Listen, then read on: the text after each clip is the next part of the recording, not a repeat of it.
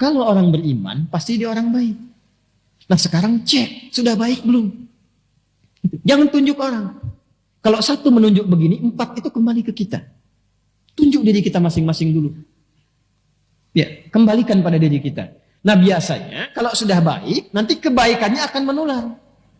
Apalagi kebaikan di keluarga. Kalau ayah baik dapat rezeki, nanti anak dapat bagiannya. Sebaliknya anak disiapkan baik, ayah bisa dapat bagian dari rezeki anaknya. Itu ada dasarnya di Quran surah ke-17 Al-Isra.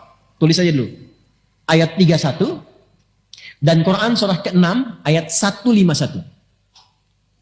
Alhamdulillah. Quran surah 17 ayat 31. Sudah? Wala taqtulu auladakum khasyata imlaq, ada? Baik, itu Quran surah 17 Al-Isra ayat 31. Nanti kebalikannya Quran surah ke-6 ayat 151. Sudah? Nah, catat aja dulu. Catat dulu ya. Nanti ada ayat dalam Al-Quran memberikan kesan begini, petunjuknya. Nahnu narzuqukum wa iyyahum dan nahnu narzuquhum wa iyyakum. Ada rizki yang Allah titipkan lewat orang tua, nanti nyambung ke anak. Ayah bekerja, anak dapat bagiannya. Nanti kalau ayah mendapatkan pekerjaan itu dengan cara yang baik, kebaikannya nular ke anak. Dan gak sampai di anak, kadang sampai ke cucu, ke cicit. Pernah dengar Al-Imam Asy-Syafi'i, bintang ulama di zamannya, gurunya Imam Ahmad bin Hanbal, muridnya Imam Malik rahimahullahu ta'ala, Imam Asy-Syafi'i. Ya, dikenal luas luar biasa. Kitabnya Masya Allah, sampai sekarang mazhabnya menyebar. Ketaatannya sangat luar biasa. Kan nama aslinya bukan Syafi'i, nama aslinya Muhammad bin Idris. Bapaknya Idris. Asy-Syafi'i itu kakek ke atasnya. Kakeknya orang soleh, orang taat, alim. Hartanya didapatkan baik, rizkinya bagus. Berdoa minta kemuliaan pada Allah. Yang jadi siapa? Cucunya. Generasi kemudiannya. Jadi orang tua yang bekerja sekarang dengan cara yang baik, rizki yang baik, dan dia berdoa, ya Allah, jadikan di antara anak saya ada anak yang ahli Quran, ahli hadis, anak yang saleh. Wasilah doa itu yang mungkin mengantarkan, boleh jadi di anaknya, boleh jadi cucunya. Yang berdoa mungkin gak hafal Quran, tapi wasilah doa dan harta yang halal itu yang sampai pada anak, itu yang menjadikan anak sukses. Disekolahkan di tempat yang baik, lahir nanti cucu. Cucu ini yang ternyata pecinta Quran. Dan cucu itu menjadi ahli Quran. Boleh jadi bukan karena ikhtiarnya saja. Mungkin 30%, 70%-nya doa kakeknya. Jadi gak ada yang sia-sia dalam amalan. Sebaliknya, keburukan yang dikerjakan oleh orang tua, sepanjang masih ada anak yang diasuh, itu hati-hati. Anak bisa mendapatkan bagian buruknya. Walaupun di akhirat hisabnya masing-masing, di dunia dampaknya sampai.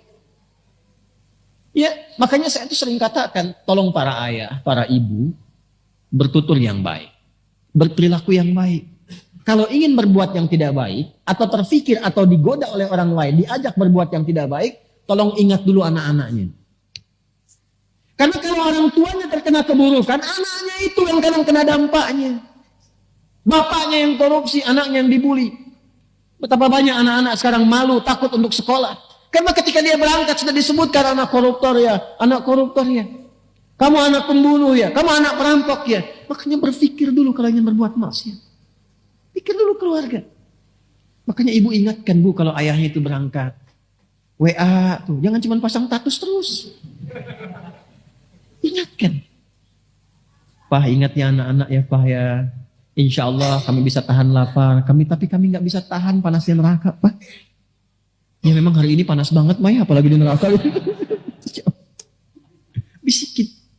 Bisikin. Anak-anak kita tuh di TK udah dilatih tuh untuk membisikkan ke orang tuanya. Ya, bisikin kebaikan-kebaikan. Insya Allah kalau terus diingatkan tuh terjaga. Ada dulu orang-orang soleh begitu. Jadi kalau setiap suaminya kerja, istrinya membisikkan. Seperti tadi, terjaga dia. Dan potensi maksiat itu tinggi. Apapun itu bisa terjadi. Karena setannya kan terus menggoda. Jelas? Nah, ulaika lahumul amnu wa hum muhtadun. Kalau kita benar, maka ketenangan diberikan kepada jiwa, dibimbing setelah itu. Kalau sudah benar mendapatkan ini, perhatikan, catat kalimat ini baik-baik ya. Apapun yang Anda mintakan dalam kehidupan, sepandang Anda sudah beriman benar, itu dikabulkan oleh Allah. Sepanjang ada maslahat di dalamnya. Minta apa saja, minta kedudukan dikasih. Dan tidak nanggung, kadang-kadang tinggi betul.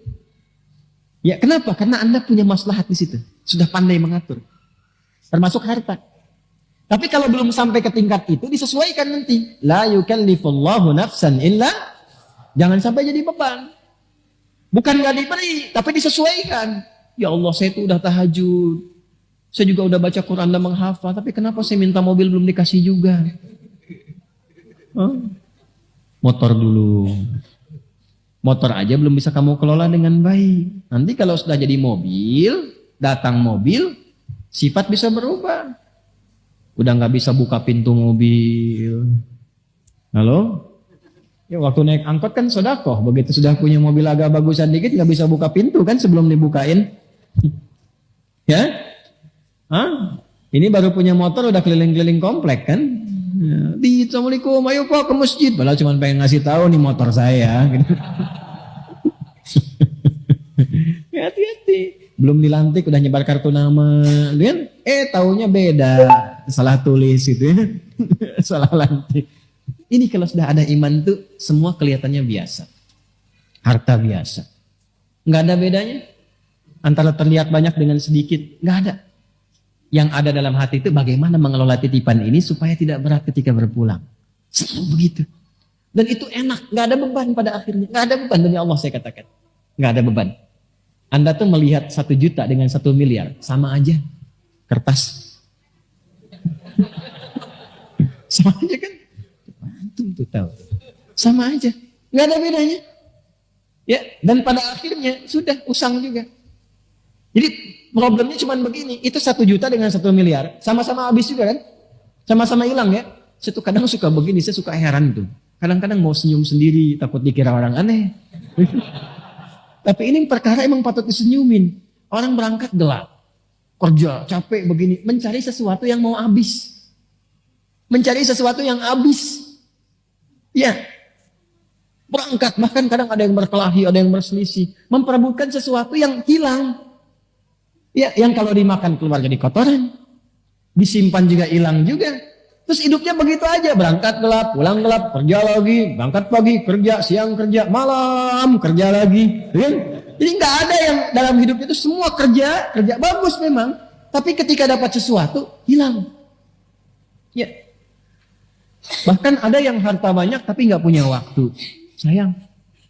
Banyak miliarder, macam-macam triliuner dan sebagainya. Hartanya banyak. Tapi kelihatan nggak punya waktu. Saya kasihan gitu ngelihatnya.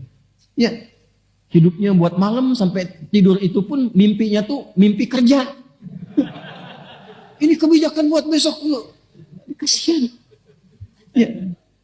Ada orang harta banyak nggak punya waktu. Ada yang kebalik. Waktunya banyak nggak punya harta. Itu pengangguran. Ya, pengacara pengangguran banyak bicara gitu kan. Ya, itu. Waktunya banyak, tidak punya harta. Ya, sedikit. Ada lagi yang sedikit harta, sedikit waktu. Itu yang tipe-tipe pekerjaan terbatas. Yang dapat salary terbatas itu. Yang belum akhir bulan udah habis gitu.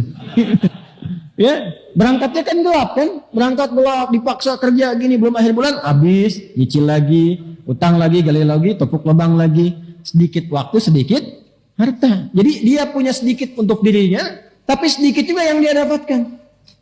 Ya, yang hebat itu kan banyak harta, banyak waktu. Itu kalau di teori marketing, itu sleeping investor namanya. Di teori marketing dunia, dia invest, tapi dia sambil tiduran, waktunya banyak, hartanya banyak. Tapi kan cara mendapatkan harta itu kerja juga dia kan. Makanya tarik ke marketing akhirat. Itulah orang beriman. Orang beriman tuh kalau benar imannya, waktunya akan banyak karena diberikan keberkahan oleh Allah. Jadi itu jalan ke pekerjaan aja masih bisa hafalan Quran. Masih bisa ngaji, masih bisa dengerin murattal, waktunya banyak. Jadi nggak ada kata nggak punya waktu untuk ngaji, masih banyak waktunya. Zikirnya itu bisa sambil jalan, pulang aja jalan. Ya, sambil zikir, di kendaraannya juga masih dengar Quran. Diskusinya masih bermanfaat. Itulah yang banyak waktu. Dan banyak peluang. Kalau bentuknya harta diberikan oleh Allah, bentuknya kedudukan dinaikkan oleh Allah, karena ada manfaat di dalamnya. Jadi kalau ingin cepat mencapai sesuatu dengan mudah, shortcutnya gampang. Beriman dengan cara yang benar. Nah, tanda orang beriman itu, kalau sudah beriman, diberikan ketenangan, dapat bimbingan. Bimbingan pertama yang Allah berikan, wahum muhtadun, itu bimbingan untuk berbuat baik. Ya, setiap yang berbuat disebut dengan amal. Setiap kebaikan yang didorong oleh iman disebut dengan soleh. Amal baik yang dihasilkan oleh iman disebut dengan amal saleh. Karena itu di sini kalimatnya berbunyi wabashshiril ladzina amanu wa 'amilus. Itu yang saya katakan di awal, orang beriman itu pasti baik. Jadi kalau kita sudah jadi orang baik, apalagi diisi dengan ilmu, apa saja gampang mendapatkan. Mau jadi apapun. Beriman yang kuat, ilmu isi. Sekarang mau jadi apa? Imannya dulu. Makanya dulu orang-orang hebat itu dimulai dengan penguatan iman. Dulu bukan sekolahnya dulu Pak, Bu.